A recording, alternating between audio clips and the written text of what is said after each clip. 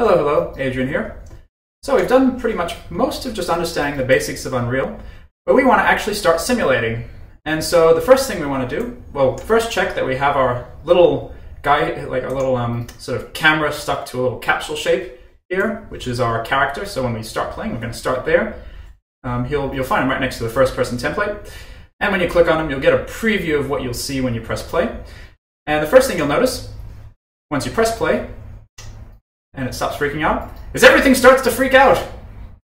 Oh no, what is happening? So this is what happens when you don't understand collisions. And also, why are there all these walls here? So let's just escape out by pressing escape. And this is something I sort of hid from you earlier, but remember in the first video where or one of the first videos where we turned off all the arena geometry? That's still there. This still exists in space. And that's because even though you turn it off in view, it still actually exists. So what we want to do is we can do two things. The first of which is we can do from the details panel, is we can select a whole bunch of objects, scroll down, and we have this little rendering bit, and we can force it to be hidden in game, which means these won't show up when we start playing, but we can also just delete them. So for the time being, let's just delete all of this stuff that we don't want. So just select all of it, hit delete, and make sure you get all of it. And I think it has to be visible. Yeah, it has to be visible to delete it. So make sure it's visible, because you can't delete it if it ain't. And delete all that. Cool. Now if we press play again, it's a little better, but there's still certain problems. Oh, actually, it's working. We can shoot a gun. So just click to shoot. But one thing we'll notice immediately is there's an invisible wall. And nothing makes a gamer more mad than an invisible wall. So press escape once more. And this is to do with collision. So collision is something that's quite unique to working within games in that you actually cannot sort of just bump into things as easily as you might expect. So within the viewer, we can just go right into things. But within play, these objects actually stop you from walking through them because it's a bit unusual to be able to just push your head into buildings.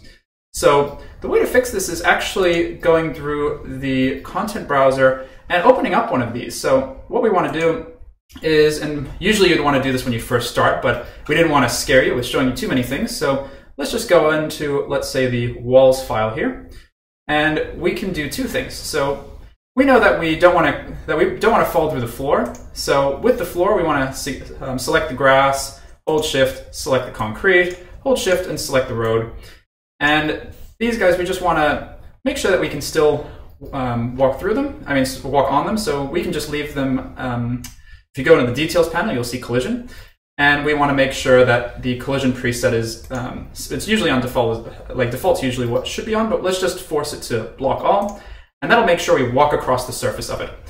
And for the other ones, we want to just grab all of the other things. So let's make sure that we actually group the stuff we want to walk on together, because that makes it easier to handle.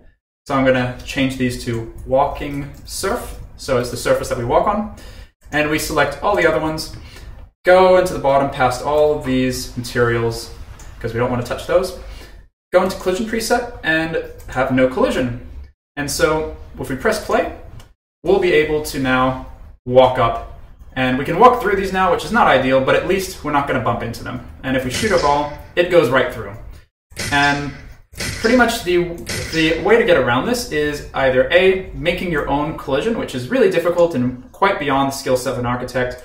What we can do is if we just select this object in the content browser, actually, and so we want to get our roof, for instance, or let's get our walls. So we don't want to walk through our walls. Double click on our walls, and we'll briefly get thrown into this new little editor. This is a representation of our wall geometry. And this is basically the true wall geometry, the one that we've imported quite a few episodes ago. And we want to go into this details panel, similar to the one in the normal viewer, type in collision, or just call for short, because it'll bring up collision anyway. And we want to set collision presets to actually the complexity to use complex as simple. And basically what that does is if we turn collisions on, so show simple collision, this box that you see here is the collision that's the default collision. So it's a bit blocky and it's not really a good description of those walls. What we want to have it be is the complex collision, which is that cyan one that's now here, which is the exact faces of the geometry. This one is a bit more labor intensive and harder to process on computationally side, but it is useful if you want to make sure you can bounce stuff off walls properly. And so what we're doing when we set the complexity to use complex as simple is it just substitutes that, that simple collision with the complex one at all times. So usually you probably just want to have stuff have no collision if you're not really interacting with colliding objects. But in case you do want to throw stuff at other things, you want to have this collision set on. So as long as we just set that on and we click save, that'll save that to that object, and click the close map. We select our walls once again, and we want to set our collision to, instead of no collision, let's just set it back to block all, and press play. And now we'll be able to collide with it. And if we try and jump onto this just by using space to jump, so WSD still works, but we have to use space to jump, and we can block into that, well, we bump into that wall. And I'm just going to show you something cool in the next video, which is to do with physics and why we can't move these blocks. So see you in the next video. This project was supported by a UTS Widening Participation Strategy, First Year Experience Grant, funded through the Australian Government Higher Education Participation and Partnership Program. The videos were produced by Matthew Austin and Adrian Taylor.